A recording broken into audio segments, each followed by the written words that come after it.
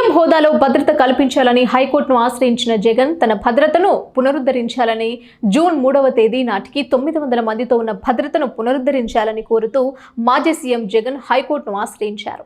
ఈ మేరకు రాష్ట్ర ప్రభుత్వానికి ఆదేశాలు ఇవ్వాలని పిటిషన్ దాఖలు చేశారు. జగన్ కు భద్రత తగ్గించారన్న వాదనను పోలీస్ శాఖ ప్రభుత్వ వర్గాలు కొట్టిపారేశాయి. జగన్ కు భద్రత తగ్గించారన్న వాదనను పోలీస్ శాఖ ప్రభుత్వ వర్గాలు కొట్టిపారేశాయి. వ్యక్తిగత భద్రత తగ్గించారని హైకోర్టును జగన్ ఆశ్రయించిన నేపథ్యంలో నిబంధనల మేరకు జగన్ కు భద్రత కేటాయించామని ప్రభుత్వ వర్గాలు స్పష్టం చేస్తాయి. జగన్ కు Z+ భద్రత కొనసాగుతుందని అధికారులు తేల్చి చెప్పారు. సీఎం హోదాలో అదనంగా ఇచ్చే భద్రత మాత్రమే తగ్గించామని పోలీస్ శాఖ వెల్లడించింది. అయితే సీఎం హోదా భద్రత ఇవ్వడం కుదరదని అధికారులు తెలిపారు. అత్యాధునిక రక్షణ పరికరాలు, నివాసం చుట్టూ 30 అడుగుల ఎత్తున ఇనుప గోడ కంచే, బుల్లెట్ ప్రూఫ్ క్రూయిజర్ వాహనాలు, 3 షిఫ్టుల్లో 986 మంది భద్రతా సిబ్బంది. ఇదంతా ఉత్తర కొరియా అధ్యక్షుడు కిమ్ గురించి అనుకున్నారంటే పొరపాటే. మాజీ సీఎం జగన్ ఏర్పాటు చేసుకున్న భద్రతకు సంబంధించిన లెక్కలివే. ఎన్నికల్లో ఓడిన జగన్ తాజాగా తనకు జూన్ 3వ తేదీ నాటికి ఉన్న భద్రతను పునరుద్ధరించాలని హైకోర్టును పిటిషన్ దాఖలు చేయడం గమనార్హం.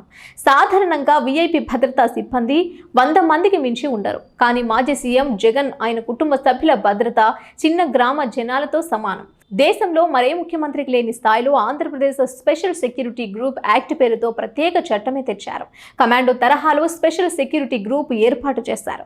దక్షిణ భారతదేశంలోని ముఖ్యమంత్రులందరి ఇళ్ల దగ్గర భద్రత కలిగిన అంతమంది ఉండకపోవచ్చు. తాడేపల్లి ప్యాలెస్ చుట్టూ 3 షిఫ్టుల్లో 934 మంది ఆయన రక్షణలో నిమగ్నమై ఉంటారు. అంటే ఒక్కో షిఫ్టులో 310 మంది పైమాటే. ఇక ఆయన బయట అడుగు పెడితే భద్రతా సిబ్బంది సంఖ్య 3 మించుతోంది. వారందరికీ ఒక్కొక్కరికి నెలకు సగటున 50,000 లెక్కన 5 ఏళ్లలో చెల్లించి 296 కోట్ల రూపాయల పైమాటే. జగన్ పర్యటనలో పరదాలు కట్టడం, రోడ్ల వెంట్ల చెట్లు కొట్టేయడం చేస్తూ ఉంటారు. సీఎం హోదాలో ఏం చేసినా ఎవరు అడిగే ప్రయత్నం చేయనే లేదు.